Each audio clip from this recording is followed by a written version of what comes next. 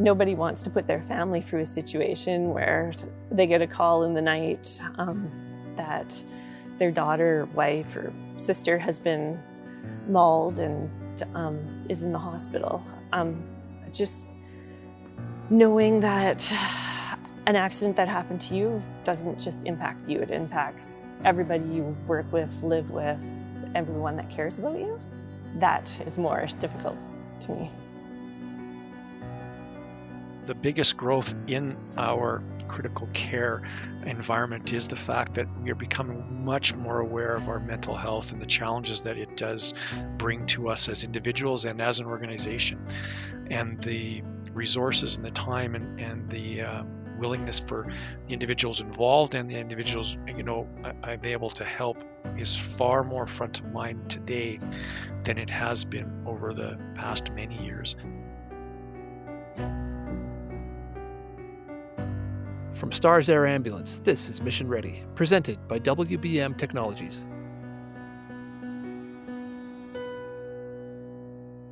Welcome to Mission Ready. This is episode 5 of a deep dive into a mission by STARS.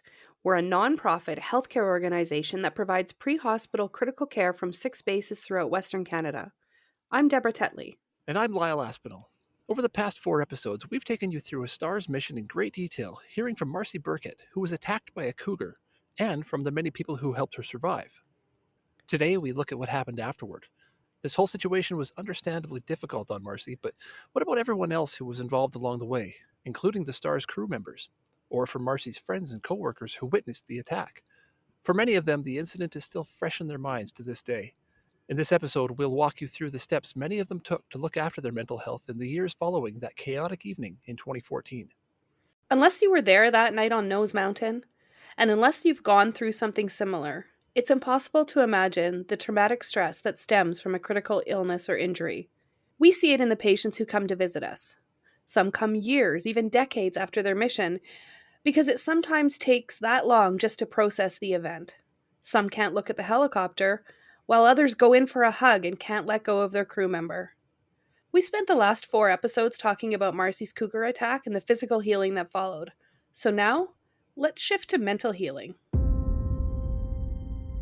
You might wonder, who helps the helpers? The people on the ground, in the crushed car, in the ditch, the people who perform CPR on a patient, the people, like Marla Tabler, who pick cougar fur from their friend's wound. That voice you heard off the top was Marcy. While she's made a full recovery and has gone on to lead a happy life, she's still concerned about the well-being of everyone who was there to help her in her moment of greatest need. I find it's more difficult thinking about how it impacted other people, like my coworkers, having to witness what happened and not fully be able to help as much as they may have wanted. Or in every interview we conducted for this story, mental health came up in the conversation, often before either of us even mentioned it. Here's Kelly Holt, the STARS flight nurse on Marcy's mission. I think the only thing that I have trauma from for this mission was thinking about Marcy saying that she could hear the cougar biting her skull. And I think that traumatized me the most. And to think about how she deals with that and how she deals with all her triggers and sounds and smells. And I think that's probably the hardest for me. But as far as... Spoken like a true nurse, always looking out for the patient's well-being above all else. She said mental health resources available to her at STARS helped make sure she could always keep her focus in the right place. I know that there was CISM available right away, which is just such an amazing thing that we have at STARS. I remember all the crappiest missions that we ever went on, and we came back and there's just people there for you. That's just amazing. It's made a difference in my mental health for sure. You heard Kelly refer to CISM. This is what we used to call our mental health program here at STARS. It stands for Critical Incident Stress Management. It has since morphed into what we now simply call peer support, an evolution that was in the works when Russell Bardak, Marcy's flight paramedic, retired from STARS. 2014, and I know there was a great effort just before I left stars in terms of coming up with the latest evidence-based practices in psychological safety and building resilience. I consider myself quite fortunate that I ended my EMS career with my back intact and my brain intact. STARS peer support is activated whenever certain triggers are met. After STARS crew members return from a mission, they restock their supplies, clean the helicopter's interior, and place their helmets back on the rack, ready for the next call. But restoring their mental state in the aftermath of a difficult mission isn't always so straightforward. According to a 2017 report published in the National Library of Medicine, around 23% of first responders suffered symptoms of PTSD. Mental health support is important for the other allies involved too, including eyewitnesses and co-workers, and as we will learn over the next short while, most of the people we spoke with took full advantage of any supports available to them. During Marcy's mission, a peer support team member was first notified while her call was still active. It was Cam Bell, a STARS flight paramedic based in Calgary. First of all, my heart went out to the team members locally, knowing that this is an incident is probably they didn't get up that morning to feel that was going to happen, that one of their team members, family members, was impacted directly. Again, the anxiety related to that, I think in the moment will be dealt with professionally. It's the longer term effects, I think, that we were most worried about, and my heart went out to them. My first thought was that we need to really engage the local CISM team, because they will intimately know the individuals involved that they're on the particular mission, and potentially the family that is involved in this particular event. So he called the Grand Prairie support team and left it in their hands. From there, several peer support team members at the STARS base in Grand Prairie jumped into action. I recall back in 2014, Marla was on the CISM team, and it's interesting, Josh Brewster, I believe, was on the team as well. So there's notifications that go out that are going on in the background, like our medical base manager at the time was notified. I believe that our base director, Greg Schmidt, was also notified. This is it's a high priority event, and there's the potential for some negative consequences. Back in episode 3, we told you about Marla Tabler. She was the off-duty STARS nurse who was by Marcy's side in the hospital, helping with the many sutures and staples that Marcy needed. Different. You've seen probably hundreds of patients, with some pretty severe injuries and illnesses, and maybe some of them were even worse than Marcy's, but this time it was different. It was personal. Yeah, and like I said before, it is so different. We have this level of detachment because we don't know who we're going to pick up. And of course, every call is different. If it's kids, there's always a little bit more of an emotional attachment, an emotional element to every pediatric call that we do. I don't care who you are. If they tell you that they're not a little bit more anxious about a pediatric call, then I would challenge them on that. And then there's always those little things that they trigger something for you, whether it's, the same age as your spouse or the same age as your kids or a family member, or, just the mechanism is something that you can relate to. My family are all farmers. So, farm injuries, I can relate to that. I can see it happening for my family. So they're a little bit more relatable, maybe, which makes it a little bit more emotional. But we rarely transport people that we know or know well, especially. There's always those 3 degrees of separation, and STARS talks about that a lot because there's so many people. Everyone knows someone, I think, who's been transported by STARS at some point. But for us, it's rarely someone that we know well. And so that just changed the entire feel of that call. There was so many phone calls happening that night between the ABM, the Link Center, the COM, Josh, everybody and then it just became a big family kind of group chat. This is what happened. Everybody knew about it. Everybody was on board to try and help with whatever needed to be happening. And I think that's just, it speaks to the Grand Prairie base because they are such a tight crew. They're such an amazing group of people in Grand Prairie. But I think it's at all the STARS bases. You spend so much time together. It's obviously a stressful job. You get to know each other so well. So I think just how close our crews are and how supportive we all are of each other is just, it's amazing to see. When, times get tough, we truly are a family and we all pull together. And that was just it's so important to see and to have that element. Would you say that that's what got you through? That was the mental health support that you needed on this particular mission? Yeah, I think so. We all talked about it. Having everyone there just to help talk about it, get through it, like to get all of those feelings out. And I mean, we do a lot of that. That's regardless of formal debriefings, we talk a lot amongst ourselves about things that we go through, the calls that, hit home for us. So we do a lot of informal debriefing. And I think that's exactly what happened in this situation, is that everyone talked and we just became really close. And just kind of talked about our emotions about it. Just, we're so happy that she was okay. So that made it obviously a little bit better to deal with, knowing that she was okay and that there was a good outcome.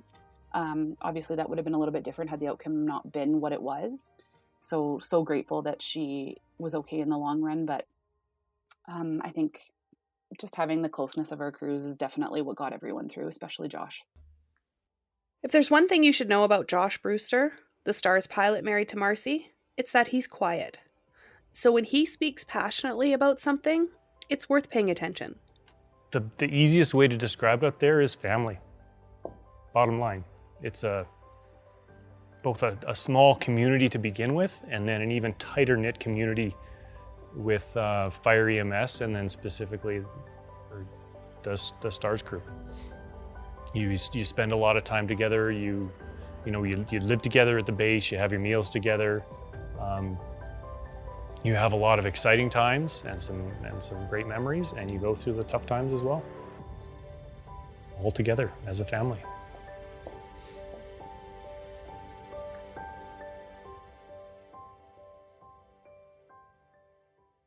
Mission Ready will be right back. I'm Summer Hashem, Director of Technology at STARS. We absolutely enjoy working with WBM Technologies. They have a well-established process for client engagement, which really drives innovation and project success. As a technology partner, they understand our needs and goals and work to design effective solutions that are right for us. Like WBM, STARS has deep roots in the communities we serve across Western Canada. You could say we have a shared goal of being ready and available when people need us the most. And now, back to the show. Several people we spoke with for this episode told us the medical healthcare system as a whole took a while to recognize and act on the importance of looking after practitioners' mental health. Here's Kelly Holt, Marcy's flight nurse. I truly believe in the way that mental health has become such an important intervention in medical people, but way before it's become an intervention for the medical field, STARS has always had this. Like, the STARS had this when I started in 2008. And I feel like it hasn't been something that has come to light in the medical world, like maybe in the past 3 years. I felt like I needed to do that when I got back to working in the ER from when I was at STARS. Like, we would have these like traumas and then everyone would just go back to work. And I'm like, guys, like, are you guys okay? So I'd be like texting people like, hey, I just wanted to know how you're doing. And oh yeah, I'm fine. And I'm like, really? Because I'm not.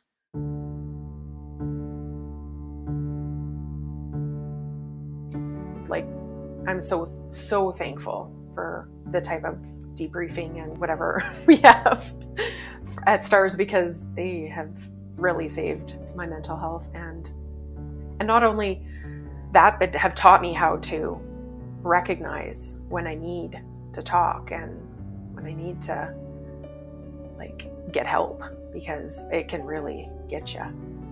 You got to recognize your triggers. I think that's a huge thing. Mine's shoes. Isn't that weird? I think of people getting up in the morning and they put on their shoes by themselves and they walk out the door, and then these things happen to them. And whenever I've had people in my care, sometimes they have one shoe on, and I think, wow, that must have been a really big impact to have knocked your shoes off. Or one of the last patients I flew at STARS, it was a very traumatic thing. And he was an older gentleman, and he fell off this ladder, and he had so much trauma. And I just remember thinking about his little shoes. Like, they weren't little, but they were like old man shoes. And it just freaking broke my heart. And I don't know why, but I I always look at people's shoes. And then when I see like shoes laying on the highway, that triggers stuff for me. So, but I know that that's a trigger, or like smells are a trigger for me. So you just got to recognize them. And I think that knowing your triggers really help. And I try to like, when I talk to my friends at work, you know, I'm like, have you found out what your trigger is yet? Because if you can recognize what's causing that trigger, then you can recognize it and, you know, deal with it, talk to somebody, like, yeah.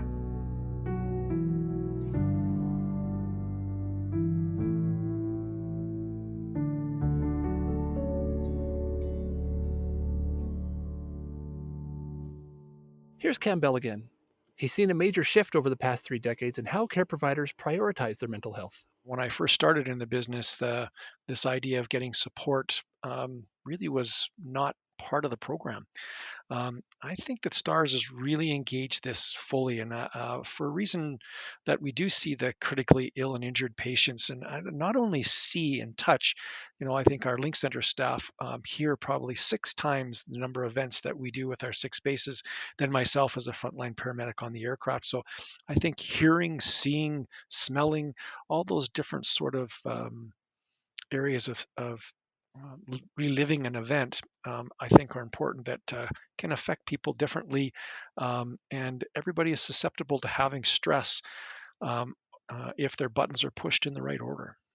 The biggest growth in our critical care environment is the fact that we are becoming much more aware of our mental health and the challenges that it does bring to us as individuals and as an organization. And the resources and the time and the willingness for the individuals involved and the individuals, you know, I've been able to help this organization as being a first response to the critically ill and injured, to know and have some awareness that this is involving someone that is well known to those individuals potentially that are responding, really does bring a new level of anxiety.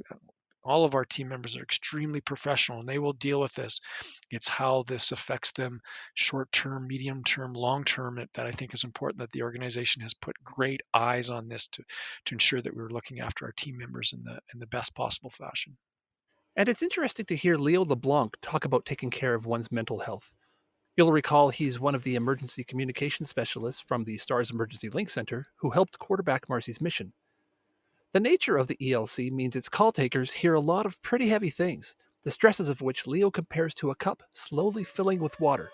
Well, so we have a lot of checkpoints. Obviously for us, we're all in the same room taking the calls, so we know somebody leaves the room.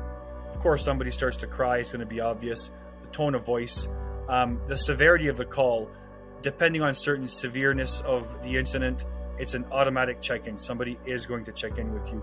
So we have a lot of checkpoints in place to try and to make sure that if there's any way, shape, or form that we can nip this in the butt in the beginning before it becomes an overflow situation, meaning that, oh, well, I had a little bit of stress today, then a little bit of stress tomorrow. But if I'm not emptying that cup, it's going to be that drop that might seem insignificant, but it was now significant because the cup was full. So we have a lot of check and mainly operations. So we have everybody from ELC to pilots to doctors to medics. And I think it's important only because we are all aware of, we're all in the same boat of what we'll hear and see.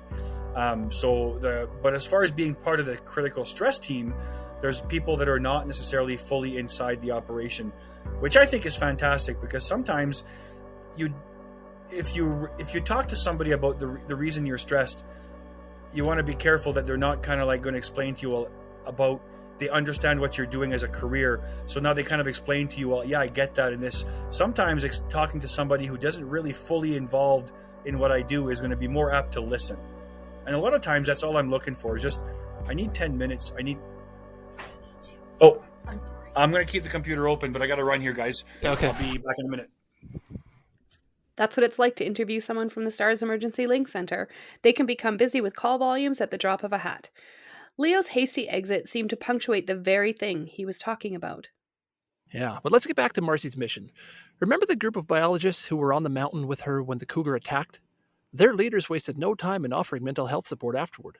Here's Jenny Burgess, Marcy's colleague who was on the phone with the STARS Emergency Link Center. Actually, our employer did something really smart. So they set up counseling for the whole group as soon as we got back. We had this conversation with a counselor, group counseling, I guess you want to call it. It was good. She was a traumatic event counselor, a traumatic incident counselor. I can't remember what they call it. We had one more session as a group, and then if you needed anything individualized, then to reach out. And I know a couple of us did, and myself included. It was good. It was the best thing that helped me move through it. And I didn't need much. I just had a couple different conversations with this lady, and it really helped. You said your counselor said incidents like this change you. So I want to Yeah. ask you a couple things. Tell us about Sure. Jenny before and Jenny now. And then I'm going to ask you to talk about Marcy before and Marcy now. Wow, I don't know what to say for that. I actually do think I'm more resilient. I think that with Marcy's incident and then dealing with other losses in my life, I think it's made me more resilient. It's made me realize what's important. And Marcy before and after. Yeah, I think she's stronger. I think maybe she won't admit that or she doesn't recognize that, but I do think she's stronger. And Marcy and I, not that we weren't honest with each other before, but I think that it definitely, we can talk about anything now. So, yeah. And maybe in some ways, like people just talk about how they really are more too, right? Like you're honest, more honest with each other sometimes. So that's good, right? You need those people in your life. So yeah. That's very powerful. It Yeah. is. You know, when something like that happens, you know, you're a little closer, or you're just a little more honest, right? Because it's a wild experience to go through, right? And so you see people at their best and their worst, I guess. And some of the other people that were there, like for sure, like I've never phoned up one of them and been like, "Hey, how are you really doing?" beforehand. And now, like, you know, I mean, for a while afterwards, those are the conversations we were having. Like, are you having trouble sleeping at night? Are you doing this? Are you, you know, are you having troubles with this or that? And that was awesome and powerful and so great to hear from your coworkers that like everyone else is going through this crazy stuff. Yeah, I'm scared to walk in the bush, but I just do it, or I go with somebody else or whatever, right? Instead of just being like, oh, I'm fine. And then you think like, wow, I must be really screwed up. Right? Like, so, but yeah, it's important to look after your mental health. Yeah, it's not weak to do it at all. It's probably the smartest thing you can do. And it's strong to reach out and do it. Now let's go back to Marla Tabler. Although she has healed from the incident, she is still impacted from time to time. It's funny because we actually did a call a couple weeks ago, and I have not been able to staple somebody since then without thinking about Marcy. So we went to a car crash that was pretty significant and ended up having to staple a gentleman's head. And every time I touch that stapler, I think about Marcy and just how many she had and how horrible that must have been and how tough she was. But yeah, it's one of those things like I can use it. It's not that I shy away from using it, but I can tell you every time I touch the stapler or even just like restocking it in a helicopter, there's just that moment of like thinking about her. Which brings us back to Marcy, our focus of this story. Not only did she have to heal physically, she also had to work at healing her mental wounds. So I guess the first step kind of began right out there during the attack.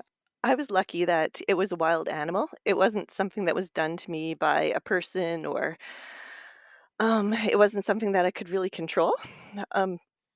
But being mauled was kind of like a complete feeling of loss of control. And the feeling of loss of control is a feeling of vulnerability. I've always been lucky and had like a lot of control over my life. And when you're put into a moment where you can't control what's happening, you're trying to fight, but it's not working out. I kind of found that my mind had to gain some type of control. So in that case, it was like internal control. So I'm like just living through the last 30 years of my life and like picking out pertinent information and applying it to the attack kind of made me feel like I still had some level of control. After my coworkers kicked the cougar off my back and saved me, they started doing first aid. And again, a way of kind of like gaining control when I lost it was I became very bossy and trying to boss them around and tell them what to do or trying to take my own vitals to see how I was doing. They were just kind of like little things that I guess the mind kind of went to try and like bring back that, no, this is okay. We can normalize it. You can have control again in your life. I guess another thing that came to me early on was I had a choice. I could choose to be a victim. I could let this like rule and ruin my life. I could choose to make it tragic, or I could kind of choose to take control of the situation and allow it to be part of my life. So just like any other kind of event that happens, it just becomes a little bit of who you are, but it doesn't really define you. So yeah, I chose that, it was just a really bad day at work. I'm lucky. I have great coworkers. I had a great support network, and I'm going to do everything I can to just make this kind of as normal as possible. In the next episode, we sit down with Marcy to talk more about her journey, including how having her mother read to her, just like she did when she was a little girl, provided comfort and healing. You will also hear how Josh, her husband, coped, and what happened years later when Marcy bravely returned to Nose Mountain and the scene of the attack. For now, though, remember the previous episode when we told you that Marcy and Josh wanted to honor their favorite nurse, Marla? Here's Deb asking Marla to tell us about that. And something incredible happened to Josh and Marcy a few years later. Obviously, they were really thinking of their friend Marla when this incredible thing happened. Yeah, I got a text saying that they had had a little girl and her name was Marla. So, it makes me emotional. What better compliment is there to have someone name their child after you? Oh, sorry. See, Josh is going to roll his eyes at me. This is ridiculous. But truly, like, what better compliment is there to have someone think highly enough of you that they want to say your name every day for the rest of their life? And she is so cute. She's way cuter than I ever was. So Marla Point 2 is amazing. She is adorable. And I got to finally have a tea party with her. And it took forever, it felt like, to finally get to meet her. And I was so excited to see her. And we were BFFs that night. We got to have a tea party, and she made me dinner with her play food downstairs. And we just were best friends. And she is absolutely amazing. On the next and final episode of this season of Mission Ready, please join us for a candid conversation with Marcy Burkett. I guess in the 2 years following my accident, I saw 7 cougars. One of our neighbor's dogs was eaten by a cougar. A warning of cougar signs started showing up. There was a cougar sitting right there on our deck. I ran outside just in time for the cougar to circle around our house, run by me about a meter away. There were fresh cougar traps around our vehicle. Like at my work, if there was ever a problem cougar, the calls would come in. I was constantly hearing about problem animals, and it's kind of difficult to not be hyper aware when it's just kind of becomes something that is like a daily or weekly occurrence.